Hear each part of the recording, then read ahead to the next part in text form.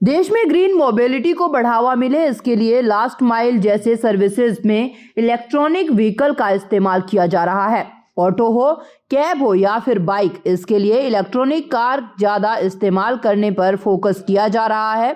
इसी सिलसिले में उबर और ओला को टक्कर देने के लिए अब bike taxi startup Rapido cab market में विस्तार कर रहा है। रैपिडो की अभी तक आपने बाइक या ऑटो की सर्विस के बारे में सुना होगा, लेकिन अब ये कंपनी अपनी कैब सर्विसेज भी लेकर आ रही है। फोक्स आज रैपिडो जो यूनिक अफोर्डेबल सॉल्यूशंस के बहुत सस्ते दाम वाले सॉल्यूशंस के साथ आती है। आज रैपिडो कैब्स लॉन्च कर रही है और इसी मकसद के साथ कर रही है कि पिछले 10 साल से कैब्स का प्राइस बढ़ता जा रहा है और at the same time driver का अर्निंग्स भी कम हो रहा है। हम लोग रैपिडो एक unique zero commission model SaaS model के साथ लॉन्च कर रही है। इसके थ्रू यूज़र को सबसे लोएस्ट प्राइस मिलने वाला है और जो भी आप दे रहे हो वो पूरा ड्राइवर को जाने वाला है और इसमें ड्राइवर की भलाई भी होगा और जब ड्राइवर खुश है उसका सर्विस भी खुश होगा और आपका एक्सपीरियंस भी खुश होगा। सर कहाँ पर ये कैब जो है शुरुआत इसकी की जा रही है, कितने जगहों पर हो चुकी है और कहाँ होने बाकी है?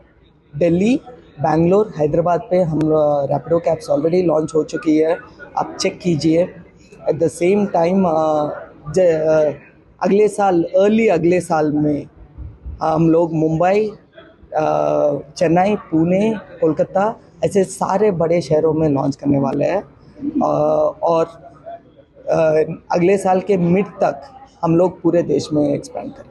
दिल्ली NCR का जो ख़राब मौसम रहता है, अब तक स्कूटी बाइक्स तक रैपिडो था, काफ़ी सर्विस थी इसकी। कार्स लाने के बाद मौसम का भी कोई फैक्टर है कि जब बारिश आती है तो आपकी बुकिंग्स कम हो जाती हों, ऐसे में गाड़ी आने के बाद वो समस्या भी खत्म हो जाएगी? वो थोड़ा है, पर हमने ये देखा है कि कुछ लोगों को कुछ सोल्यूशन चाहिए। जो बाइक टैक्सी पे जाने वाला है, जब बारिश भी हो रहा है वो बारिश रुकने तक का वेट करके बाइक टैक्सी जाएगा। जो कैब्स पे जाना है, मैं अपने फैमिली के साथ जाना चाहता हूँ, एयरपोर्ट जाना चाहता हूँ या कहीं और पे जाना चाहता हूँ, तो बारिश या बिना बारिश का मुझे कैब चाहिए।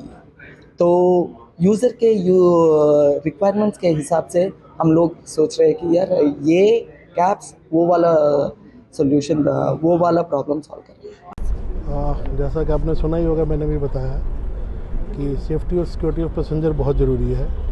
तो उसके लिए मैंने यही इनको रिक्वेस्ट किया है कि अपने सॉफ्टवेयर को डेवलप करें और उसको हमारे जो 112 है उससे कनेक्ट करें, ताकि एमरजेंसी कंडीशन में किसी को हेल्प की ज़रूरत हो तो वो 112 से कनेक्ट होकर हेल्प ले पाए। और सेकेंडली, क्योंकि वुमेंस बहुत ज़्यादा यहाँ पैसेंजर्स रहती हैं, तो यही इनको कहा गया है कुछ एक परसेंटेज वुमेन ड्राइवर्स की रखें और उसमें ऑप्शन होनी चाहिए कि आप किस ड्राइवर को बुलाना चाहते हैं, और ताकि वुमेन ही अगर वुमेन के साथ ज़्यादा सेफ फील करती है।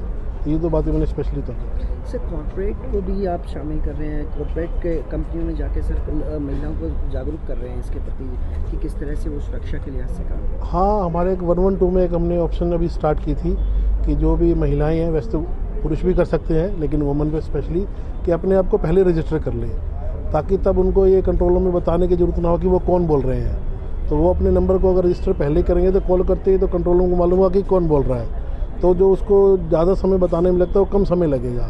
इस बारे में लगातार MNCs में जाके, फैक्ट्रीज़ में जाके, जहाँ महिलाओं की मात्रा ज़्यादा है वहाँ पे हम जाके लगातार इसको कर रहे हैं।